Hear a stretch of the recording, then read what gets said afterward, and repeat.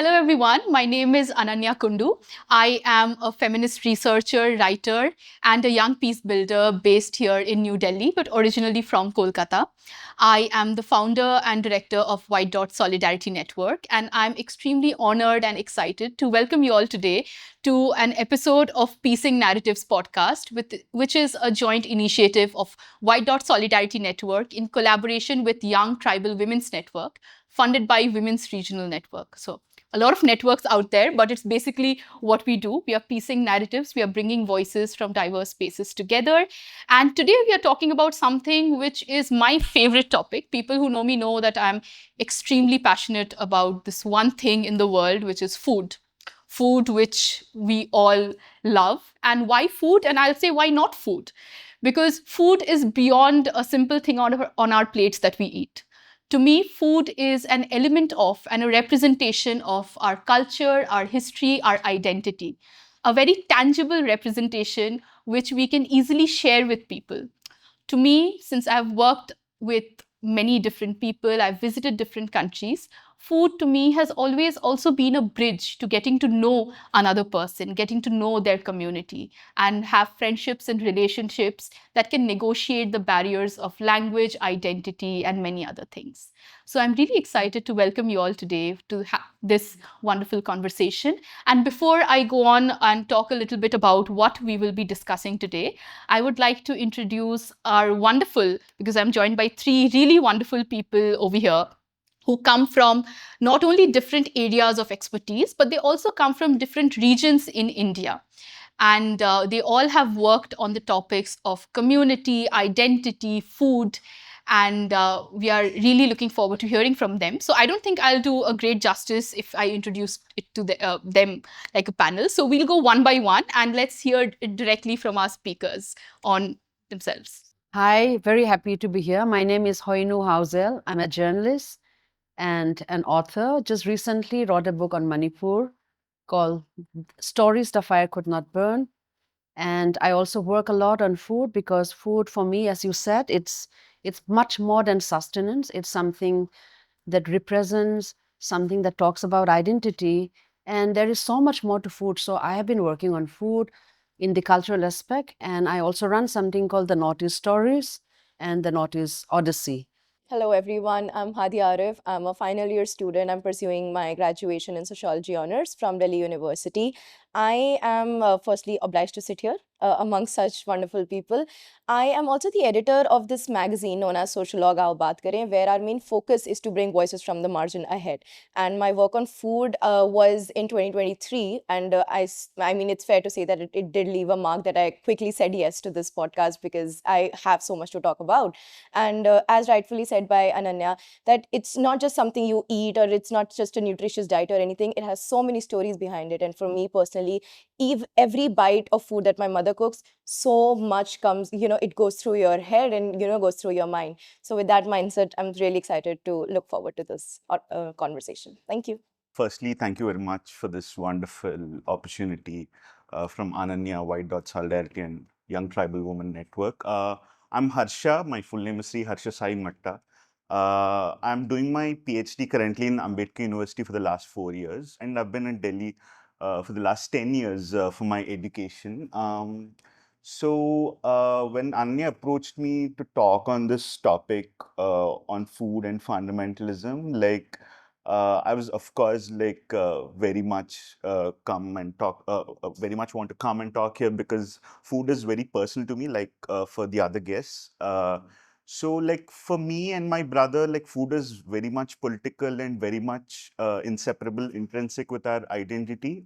My brother does the show called Come Eat With Me, where his show unpacks uh, the ideas of the intersections between food and caste and how food is layered with our everyday experiences of oppression, joy, and many more things, many more feelings we've lived through all our lives. And in 2023, both my brother and me, we wrote an article about the show where we also discussed what goes into the show, what we think about it, and how our lives are very much political, especially with respect to food as well. And yeah, I'm looking forward to sharing my experiences here. And I think Harsha brought us right on topic that today we are going to discuss food and fundamentalism, the dinner dilemma, as I call it. And actually, when I was reaching out to other speakers and trying to talk to them about this topic and reaching out to possible guests, a lot of people asked that, oh, we work on food, but not on politics. And why are you working on like food and politics? Keep food separate. And I realized to a lot of people, food and politics don't seem like two words that can come into the same sentence. But for me, food has always been political. Who grows our food? Who prepares that food? Who gets to consume that food? And who gets to consume what food are all essentially political questions. And right now, when we are shooting this episode, in my home state of West Bengal, election campaigning is going on in full fervor. And the two prominent political parties, the TMC and the BJP, they are campaigning not on issues of development, of jobs, on women's safety, but they are campaigning on who will provide and allow what food to be eaten in the state once they come to power. So I think that's evidence enough on why food is political. I've grown up Bengali, and before we get into the whole politics of things, it's also extremely personal. I've grown up in a Bengali household, and as most of you know, Bengalis are very passionate about food. Even in terms of how food should be eaten, there's a strict chronology, there are strict etiquettes on that. And living here in Delhi, I think food and eating Bengali food makes me feel, brings in a piece of home over here. And because I'll get to that question to our guests, and before I'll share it also from my side, that if I think about home food, there is one dish that particularly comes to my mind. It's something very simple. It's called narkel bhaja, which is coconut fry, which my grandmother used to make for me whenever I visited her. My grandmother was an extremely strong and courageous woman. Uh, Although she only studied till her fifth grade, got married at a young age, she tried to venture out, she tried to travel, she was very politically involved, she read up a lot, although she wasn't very educated, as she would say. She used to make me this narkel bhaja with the coconut that would grow in the small garden she maintained behind our house. And it essentially is coconuts cut into these small little pieces, covered in salt and turmeric, and shallow fried in a bit of mustard oil. Something very simple, but the saltiness that covers the coconut complements the sweetness of the coconut very well. And we had it with hot rice. And whenever I feel really homesick here in Delhi, I cook the coconut fry for myself, and it brings back those memories and that sense of resilience as well for women in my family. So I would get onto our speakers to talk about one by one what food means to you from your sense of community, from your sense of family. And can you share with us one particular dish which holds the most sentimental value for you in that sense? All right, food for me, I mean, as I said, it just goes beyond sustenance. It actually takes me back to where I come from because now, even if I just close my eyes and see what is food, the first thing that I would remember is the food that was cooked at home. When was it cooked? How was it cooked? Who cooked it? Where did the ingredients come from? So there's so many things that are tied with food, really. I also think of food as something that binds the community, especially around the Christmas time or any festival. It is the men folk who would gather around, and actually that's the day when men who usually don't cook would cook. And in our, in the Northeast, it's of course the women who are always cooking, but on special occasions like the Christmas, you see men who cook. They would do it's like an activity, it's a solidarity activity that men around the communities would divide work. There's also a delegation of work. Some men would be cutting, some men would be chopping, while the women would perhaps go and collect rice from house to house. So it's really an act that brings people together. I am also reminded that food is also about identity for me. Like when when I'm here in Delhi, how do I negotiate my way around food? Because there's so much that's already spoken, and we've heard so much about how Northeast food is not quite, uh, quite in sync with the rest of the food. So I'm also looking at it as food is also something that gains you entry to a certain uh, should I say, a group, not in a way that, you become conscious that what I'm eating is little different from the rest. So I think food is also something that we're constantly negotiating, because especially when you're not from the majority, the idea that, okay, can I cook what I'm comfortable? May I cook? Can I tone it down? So with food, there's so many things that are tied to it. We tend to negotiate. We also use it as a very important part of our identity.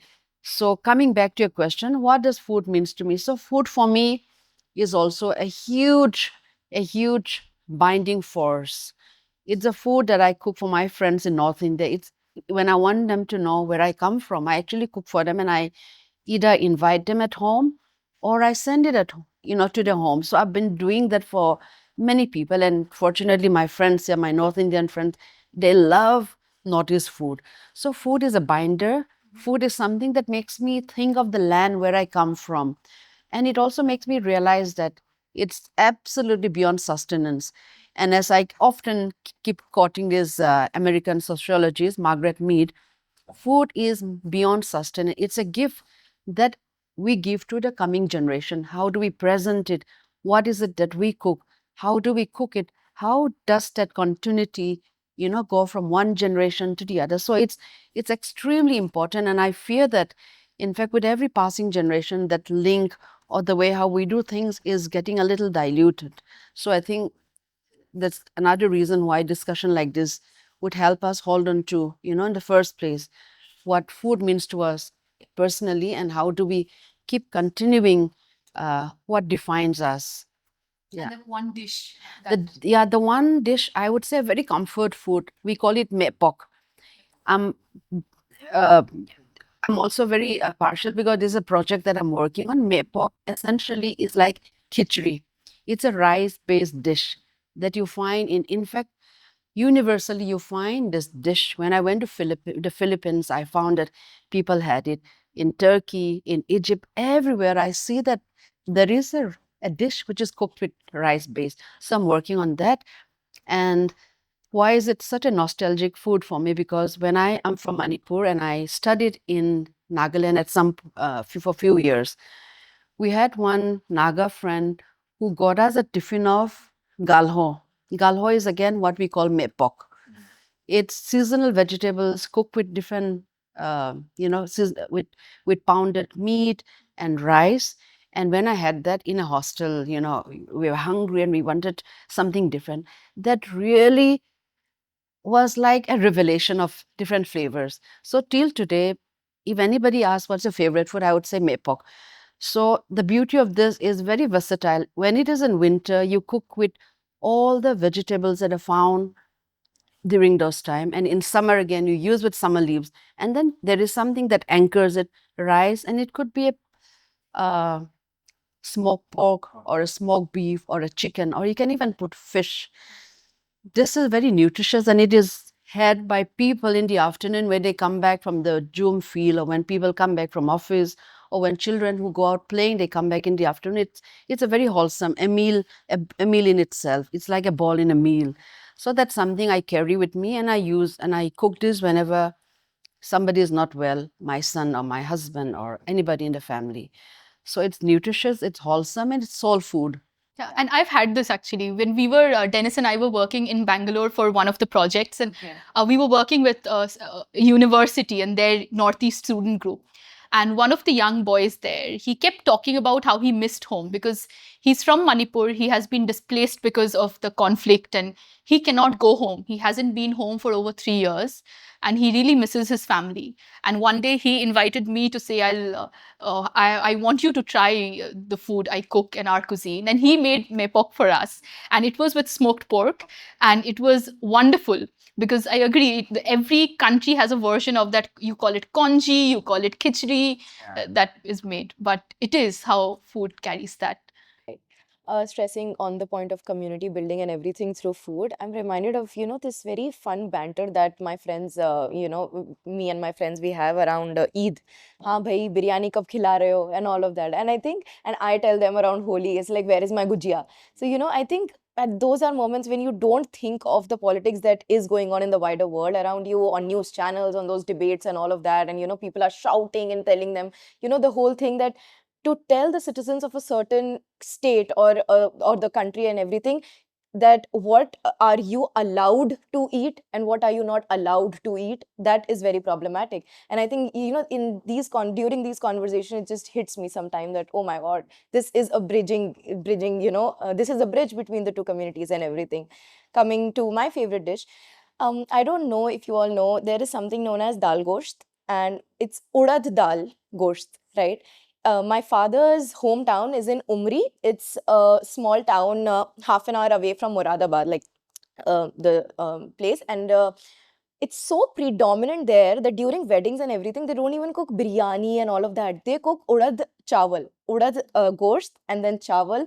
And I think I will never know anybody, like the best chef in the world can make it, but the only one that I like and I'll finish off is the one that my dadi makes.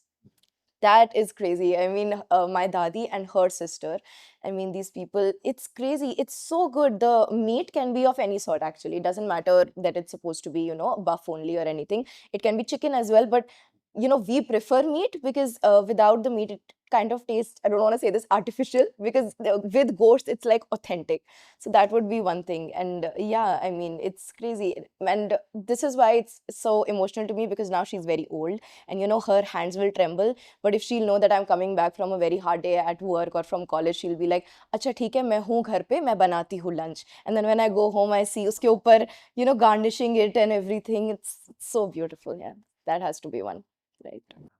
Yeah, I resonate very much with what both Hoinu and Hadia spoke about food.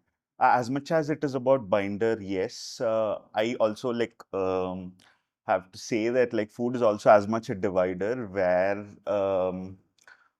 growing up more than in my hometown, like coming to Delhi, kind of meeting some friends and who actually kind of only ate vegetarian, and uh, even in later parts of my life and even down to contemporary time, like many of my friends like would go to their vegetarian places, and they would not call me, and I would wonder like why they would say you anyway eat only the non-vegetarian stuff, like so you can't of course share our stuff. Like I don't know, like I don't know whether it's a certain affront on like is it the non-vegetarian eating habit, or a certain alluding to a certain kind of a caste exclusion like they want to do. For me, food is a very political sort of a thing. Like I and my brother shared this experience very much. Like we are actually Dalits and Dalit Christians who migrated to cities, and coming to cities, like we also kind of go through this kind of a censure where like to fit into the society, like our parents, our grandparents will be shedding many recipes like they'll be carrying from their villages. And for me, like growing up, like coming to the favorite dish, there's this favorite dish of mine. My brother also performs in his show the same recipe called chicken curry. We call it the Amulugari Kodikura. Amulu is my mom's nickname. Kodikura is chicken curry. So chicken curry is our favorite, both mine and my brother's. And I also like what my mom makes alongside the chicken curry called the coconut rice, where coconut rice is actually a very, very good leveler for any meat you put, like be it chicken, mutton, beef, or whatever. Like the spicy gravy and the soft sweetness of the coconut rice like goes well together. And uh, besides in all festivals, we also make vadas.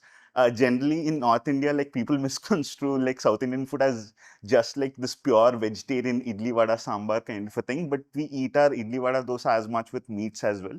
So vada and chicken curry also like is a very good combination out there.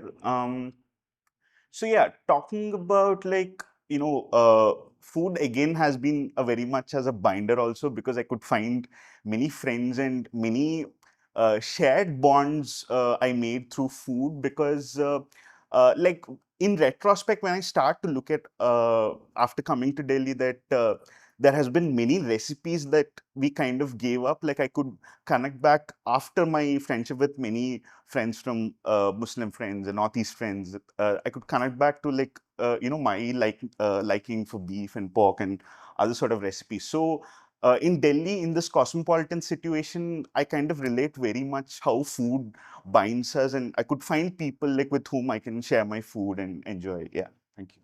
Yeah, so it's both binding as well as dividing. Yeah. And I think when we talk about food and politics right now in India, the biggest thing that comes up is the vegetarian versus non-vegetarian debate. I mean, I personally get so offended and angry when people say, and this is said by a lot of food vloggers also and foreigners visiting India, that India is majorly a vegetarian country. And a lot of people, even in India who stay, they'll say it's a vegetarian country. And it's really offensive because I think even with government surveys that have come up, the estimation of the percentage of Indians who identify themselves as vegetarians ranges from around 23% to 37%. So even being very generous, if we count it as a 40% population, it's still not the majority. And if we look at the vegetarian population, it's very north and central India centric. There is Haryana, Gujarat, there is Rajasthan, there is Madhya Pradesh. Those states have more vegetarians. But people in the south who've lived near the sea and rivers, even in the east, we've grown up with fish. Fish is such a staple part of our diet. People in the northeast have grown up with pork, beef, buff, fish as well. People who live in the hills have grown up with livestock where it's not just the grains that can be grown, but mostly the animals that are being reared. And food is such an amalgamation of local conditions, traditions, also caste identity on what you can get to eat. So, this sort of pitching of what gets shown as Indian cuisine is also a great erasure of foods we have grown up with. I think I get so many nasty, reactions when I say that, oh, I love fish oil fry, which is a Bengali delicacy. And they'd say, that's so, you eat fish, that's so stinky, that smells so bad. You eat that. Or when they would say, oh, I think a lot of people know that Bengalis, we don't celebrate Navratri the same way the rest of India does. During Durga Puja, we eat a lot of meat, we eat a lot of fast food, and that's how we celebrate. But there's still people who will be shocked and say, oh, you don't fast? यार तुम लोगों का कितना अच्छा है that you don't have to follow any rituals, and sort of a judgment on that even if you're from the same religion, you're lesser than because I follow this, you follow that. And to come into this, that food also decides, right, where we stay, what work we do. It's only in India that we have a pure vegetarian versus, what is an impure vegetarian? And we also have Monday, Tuesday wale vegetarians and the range in between.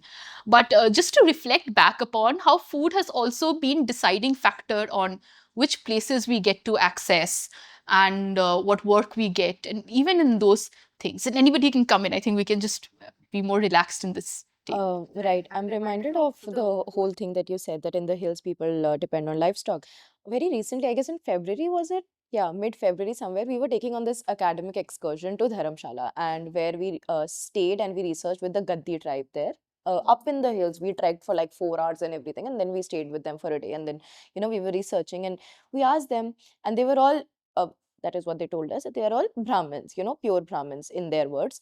And then we just restructured our interview questions in the same way, and then we were just having this conversation with them. We went on to their food habits, and they were like, "Huh, यहाँ पे jungle है. We will go, we will hunt, and then we'll prepare our lunch and everything." So one of my friends, she's like, "But Navratri आने वाले हैं. What are you going to do then?" They're like, "No, meat is eaten here every day. It is a staple for them." And that was an eye opener for us as sociologists, because till now I mean, this is maybe the difference that you feel when you're this is the difference you face while you are sitting behind your laptops or your books reading, and then when you actually go in the field. So this was surprising for me as well, because as you said, Indian cuisine is pure vegetarianism. Everything is vegetarian and everything, and the notion that if somebody does eat meat, their entire bloodline is impure, the belief. And this was quite astonishing. But then again, I was it was not until I entered college में that I felt the whole Islamophobia thing, right? So I mean, I was just feeding this dog in our college. One thing about DO college is that too many dogs on the campus and everybody loves them. So I was just feeding him. His name is Chiku. And I was like, hey, lo, parle ji and everything. And then this girl from my class, and she's like, oh, you do love animals. I thought you were a non-vegetarian. And I was like, oh my God. So yeah, that just came to my mind. Yeah. You know, I just feel that the diversity of India, which has to reflect in every aspect, is really falling behind when it comes to food. We think that the food of the majority, the food of the dominant, is what represents. And I think it would be very myopic and very unfortunate to think that food that is more popular is food that has more representations, food that is eaten by, let's say, the more dominant group is assumed to be the national food. So, which is not. So, I think it also springs from the lack of awareness more than anything else. To an extent, I would say a lack of awareness. For instance, now I see a lot of people in India, like, of course, the urban palette has changed a lot. People are really looking for new flavor. They've gone beyond tandoori chicken. They're looking at Korean food. They're looking at Japanese. They're looking at every food from different continents, so that awareness is coming, and with awareness is acceptance. So before we were aware of what the Northeast food is, or let's say your food or your food, which are less popular, let me say, we feel that they don't fit in or they're not a part of it. So the validation, we think that it has to come when a lot of people start eating, but that's not. You know, we have to be very aware that the diversity that we talk of has also to come in the form of food. We must understand that if we have 28 states, then every state has different districts. So food varies so much. If you look at the Northeast, there are 8 states, but one state can have about 25, 29 different tribes or sub-tribes. So the amount of different food that we have. So very broadly, even if we introduce Northeast to, the mainland, we're not even bringing what is really there. We're just bringing just a little tip of what is really there. So I think it springs from ignorance, and of course, the I would maybe it would be right to say food fundamentalism, where we feel that food, who is going to eat what, is dictated by a certain people in power. So I think that's rather fortunate that we have to food has to bear the brunt of it all, because it has to be so colorful, because it has to be representing the diversity that we have. And it's unfortunate that if we do not allow the diversity to be manifested in the food that we eat, then how much we fail, isn't it? Yeah. So like when we think about food, I think I mean so many things come into our head. Even so, in terms of like political situation, like for example, the very idea of like pure and impure. Like how can something we eat, how can something anybody eats can be impure or pure or whatever? And of course, it also talks about the way this country, the Hindu religion, the way people think like, they can define what is impure and pure according to the Shastric injunctions and all of that. Um, but after a point, I feel like food becomes a sort of a cultural hierarchy where like people can impose like what is deemed pure and eatable and what is not. And then you think of it like, say, for example, I had these experiences in the hostel where in hostel there are all kinds of people, like people from every corner of India, people from different communities, Muslims, Adivasis, Northeast people, Dalit people like me. And so I think basic nutrition, I think, goes in every hostel, that like you get to have at least egg and something as basic as maybe chicken or mutton or something. But during this Navaratri time, there would be like a few student outfit groups like ABVP and all, who would force the cooks to not cook chicken or give eggs or even put onion and garlic. So already the hostel food is very bad and bland to begin. and some of us entirely depended on hostel food, and to not have eggs and even onion and garlic, like kind of made it that like we would starve for so many days because we don't have much money to spend outside and eat also. So this sort of a dominant ideology that I dictate like what you eat. Um, I tell you like what food can be eaten, or I can decide for 100, 200 people, even though I am like just few people who can tell you like what to eat and what not to eat. I mean, all the vegetarian culture or Brahmins who don't eat non-veg, like, I mean, you can have your choices to yourself. But where this comes from, like this sort of ideology that like, you cannot eat and the consequences follows, like in lynchings and all these situations where like what is it if not food terrorism, like food fundamentalism or terrorism or whatever it is. So food is as much political. At the same time, like I feel like all the panelists also agree with me. Like we need to represent our food and where we are coming from, and make it as much visible and fight this continuous invisibility, censure, and all of that. Yeah.